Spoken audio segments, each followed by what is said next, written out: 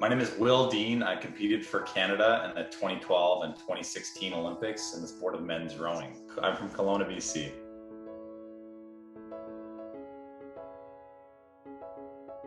Yeah, definitely. I mean, more than anything else, the feeling of taking on the world with your friends is what I miss. Is just being there together with a bunch of guys that have put everything together and um, yeah, just working hard towards one really common goal.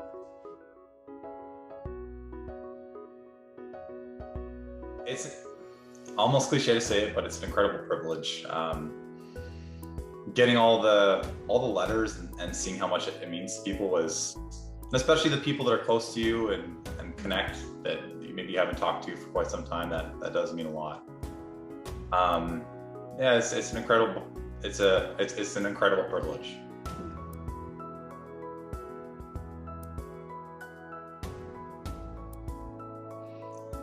Yeah, it takes a lot of. I mean, obviously, for any particular sport, there's different physical attributes that you need, but beyond that, it's a lot of persistence. So you'll have a lot of setbacks during the road, and then being able to get up and get back to it after each one of those setbacks is pretty huge. So just persistence, and then I think having a good support network, having good friends, good family. There'd be no way that I could have made either Olympics if I didn't have really good friends, a really supportive partner, and a family network that was awesome. So building that out and really leaning on the people around you and making sure that you acknowledge them every step of the way, I think that's pretty key for me, and I think that's pretty key for any Olympic athlete. Has a lot of people around them getting to where they are. Yeah, it's funny, but you're always grateful for the hardest moments. There's this oft repeated quote, and I don't even know who to attribute it to, with Jake Wetzel that I first heard from, who's a Canadian Olympian that has been very successful. But he said that it doesn't have to be fun to be fun. And it rings very true for me. There's all these moments throughout your career where you're doing something that's just challenging, and might be challenging because it's boring or it's very hard or there's a ton of lactate or you don't have enough sleep or you've done 200 kilometers that week and you're doing another 20. I'm grateful for the most difficult moments and the most challenging moments that you go through as a team, because you think back on it fondly and like it was fun, but it also makes moments in the present day, it contextualizes them and makes them seem easier and more surmountable.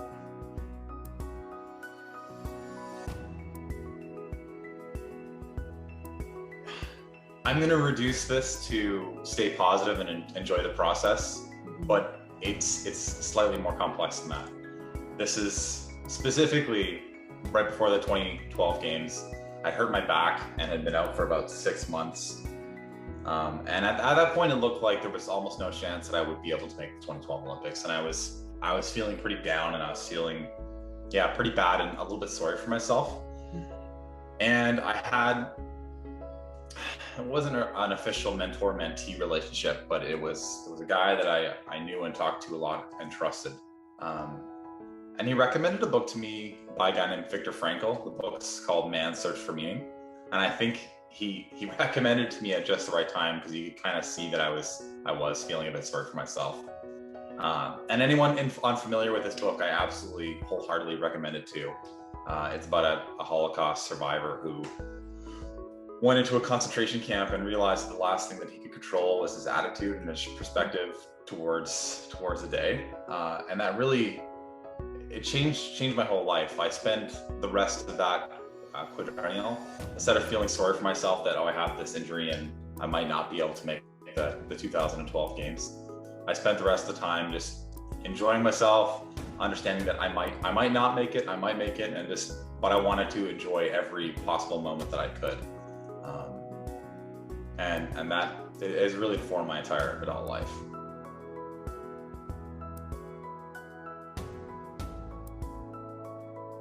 Yeah, I mean, one of the biggest things would be to enjoy yourself. I talk to so many kids that they do see that path of going to the Olympics, of joining a national team, playing in the professional sports leagues. I think the more you enjoy what you're doing, the longer your career is going to be, and the more you're going to be able to put into it and give up yourself. Yeah, just enjoying the process, enjoying every moment, knowing that even sometimes the most challenging moments can be, you can look back on them and enjoy them. But don't take yourself too seriously too young.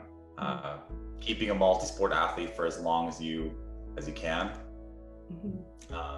Yeah, and enjoy spending time with your friends.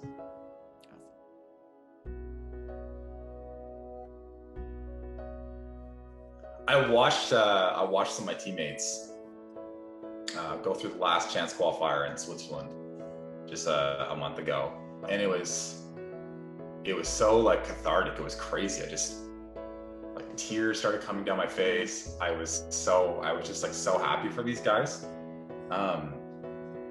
Yeah, it made me realize there's a lot of like, Team Canada has gone through a lot in the lead up to COVID, and obviously contextualized against a lot of other things. That's being missing Olympics is not as bad as being in a COVID ward or anything like that.